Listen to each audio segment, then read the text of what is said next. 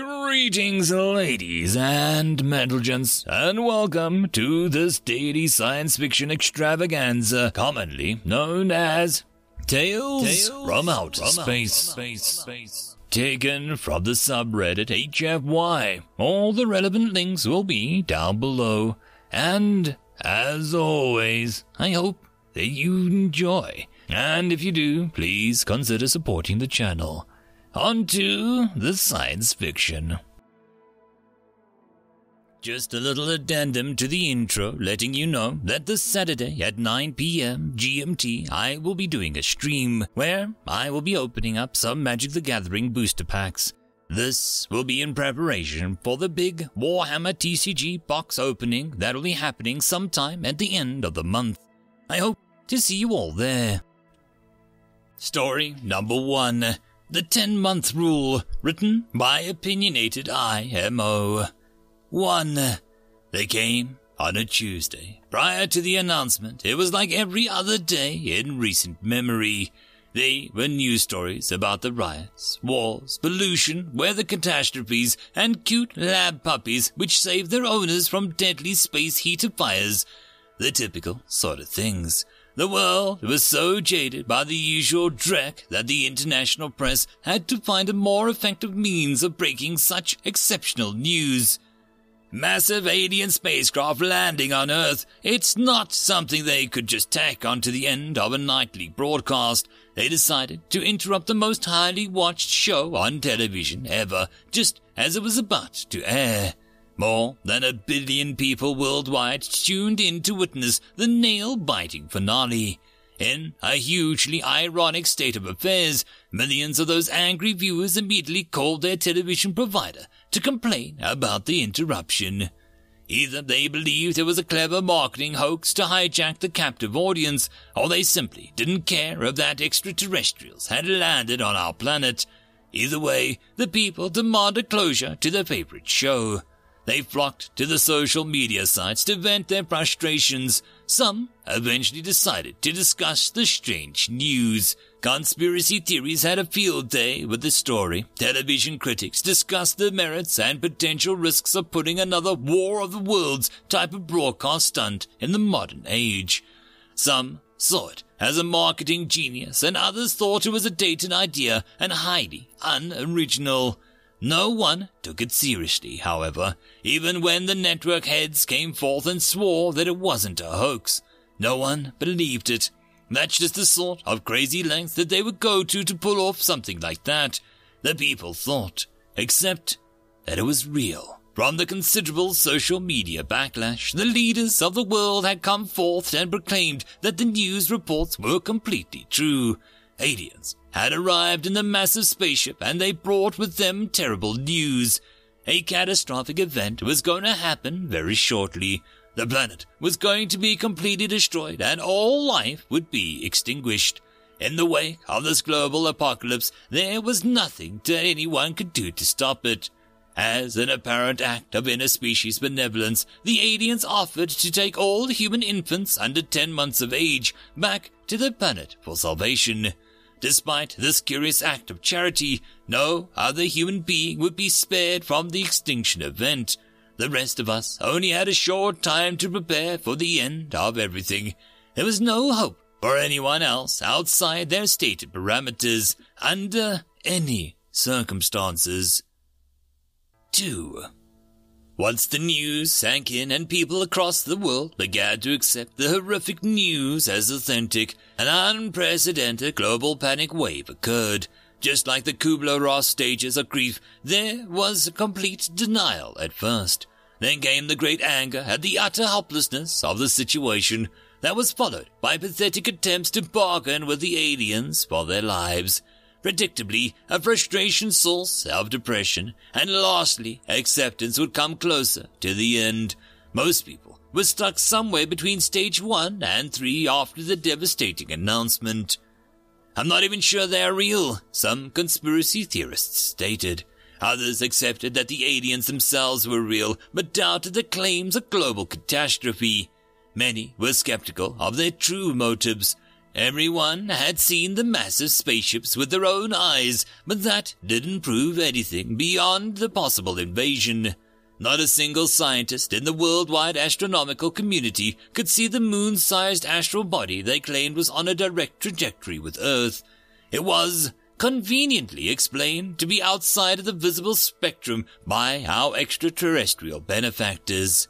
Understandably, many people didn't immediately trust the apocalyptic words of insect-looking creatures who just arrived in a giant spaceship. Offering to save every human infant on the planet under a certain age sounded a little too good to be true. Who, in their right mind, would march up to the honeycomb-shaped starship and just hand over their helpless children? The skeptics exclaimed. It all seems like a very clever ruse to manipulate us into surrendering the most vulnerable of citizens. All of the unknown desires and highly questionable motives of insect creatures that no one even knew existed 3 days earlier. In a brazen sign of end of times, a major newspaper published a biting political cartoon with aliens sitting around a table in their flying saucer. The Earth was still clearly visible. In the background of the table was simply a small child asleep on a dinner plate. The aliens were looking at it with great interest. The morbid caption read, "Veal," while the tasteless cartoon went beyond the previous range of acceptable satire that just dredged up what many were already thinking. The aliens became aware of the growing skepticism and attempted to point out that they could have just seized the infants. They didn't have to ask for them voluntarily. They had infinitely superior weapons. It would have been no challenge for them just to take all the infants by force. Their peaceful nature in response to our various warlike aggressions and deep distrust of them was enough to convince most people of their sincere intentions. They stated that they wanted to avoid unnecessary resistance and panic by reasoning with us, but time was rapidly running out. Regardless of the reassurances, the diabolical theories persisted. The most vocal opponent of this voluntary adoption countered with a new wave of sharp criticism. They asserted with that those superior weapons and advanced technology, the aliens should be able to prevent the catastrophe to Earth in the first place. Either that, or save more of us in their enormous interstellar ships. There was no immediate response from the alien ambassador. 3. Naturally, those who believed the extraterrestrials were sincere felt that it was an incredibly dangerous thing to risk offending them. It was their only chance to save some children from the utter annihilation of the planet, which they had wholly accepted. They worried that human race was insulting the generous benefactors that wanted to save us. Regardless, they showed no obvious frustration at the continuous wave of doubt cast their way. If they possessed emotions, theirs were unreadable to the human eye. Their ambassador released a lengthy statement to respond to the latest set of human criticism and concerns. Your immature species is still evolving. Unfortunately, the timeline for your planet is about to run out. It would have been interesting to see if humans could have risen above war, crime, pollution, jealousy, greed, and personal selfishness over natural resources.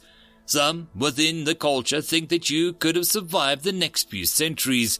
Others have far more bleak assessment of your chances. Regardless, we come here to save the youngest of your race from itself. For the adults who have evolved enough to realize that their offspring are safer with our species than to simply perish here, we offer a solution. The only one. If doubts and primitive fear convinces you that it would be better for your young to perish along with you, then your logic is irrevocably flawed. That alone should be proof for the more evolved amongst you that our offspring would be better off with our kind. The alien ambassador's tersely worded retort went a long way to convince those stood on the fence. Slowly, the tide of support was turning. Some hardcore critics remained unconvinced or suspicious, but many eager parents started to come forward. They sought to assure that their child had a future place in the face of imminent doom. Not unexpectedly, a number of infants were rejected because they were older than 10 months. Desperate parents hoped that the aliens couldn't tell the difference, or would take mercy on them anyway. Of this rule, there allowed no exceptions. the opposition movement seized upon the steadfast rule as a reason to investigate further. The aliens had not provided an exact date for the extinction event, and they were so adamant about the 10-month rule. By almost any human metric, there were better ways of deciding which individuals were worthy of being saved than just by an arbitrary age. The vocal critics to the wholesale transfer of the Earth's youngest citizens focused on this odd detail. They sought to confront the alien visitors one last time before the whole generation was handed over to them. As parents and citizens wanting the best for our children, we ask for more clarity. Will our surrendered offspring be made aware of their ancestors and their culture that they left behind? What role will they occupy in your world? Lastly, why do you not permit any infants older than 10 months? Is it a room limitation on your ships? We could understand there being a limit amount of space or resources, but we feel that there are more effective means to decide who should be saved. By only using age as a criteria, you accept children with genetic or physical disabilities, while slightly older, healthier infants are unfortunately rejected. There was an exceptionally long pause in the response from the ambassador. In the past, he had been very quick to respond to the probing questions. This considerable delay in replying suggested to many that the skeptics had struck a nerve. If so, which thing? The question about whether the surrendered children would be told of their ancestors and human past, the inquiry about the role that they would occupy in the alien civilization, or the troubling 10-month rule. It was all speculation, but they were all valid questions which deserved and needed to be answered. 4. Citizens of Earth, your doubt and determination to question things you do not fully understand is both a curse and a blessing for you. While it is admirable that you want to be the best outcome for your offspring, we remain committed to saving as many of your species as we are able. Your children will never know of you. We would not entertain the notion of corrupting their minds with your backward ways and sadistic past. It is slowly, because their minds would have no ability to remember life on Earth, that we chose to save humans at a malleable age. Older infants would already be ruined by your influence, and would be unsuitable for our advanced world. Previously, we felt it was unwise to divulge this information. We were concerned it would encourage your species to withhold the children, out of some romanticized notion of pride in your race and its many failures. The only way to save your race is to erase the infected past and start over. Needless to say, the ambassador's damning admission confirmed what many already suspected, that they were withholding certain facts from the people. While there wasn't automatic proof of lies about everything that they were told us, it did cast lingering shadow of doubts on things. Support for allowing them to take infants began to steeply wane. Not only were the skeptics filled with more skepticism, so too were those who already allowed the adoption transfers. It was the first time that willing parents had changed their minds. The whole world waited to see if the aliens would give the children back. We certainly didn't have any means of forcing them to, but if there was any hesitation or refusal, it would influence how others would react. This segment of population who believed the extraterrestrials were doing humanity a great favor grew very angry about the efforts to question their motives. Those people feared that we would miss out on our only chance for human life to survive outside the approaching apocalypse. These supporters came out in full defense of the 10-month rule and any other requirements our mysterious benefactors might have. Few could disagree that we had numerous problems as a species. That was obvious, but only the most jaded cynic would fully agree with the negative assessment of our species. For them to characterize us as an unredeemable infection was insulting and an unfair generalization of our human issues. It was a rare, honest look at the alien race's true feelings for mankind. After learning of their contempt for our species, it was hard to separate that disdain from their stated desire to rescue some of us. Why bothering saving our offspring if we're such failures as a species? The leader of the alien opposition movement demanded.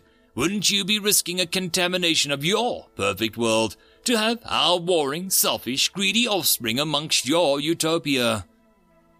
5. The alien ambassador was taken aback by the implied venom as the human accuser. We are only trying to help your species survive. Your primitive reaction to the undeniable facts proves our point, he replied. It was the first time the alien had showed a hint of emotion.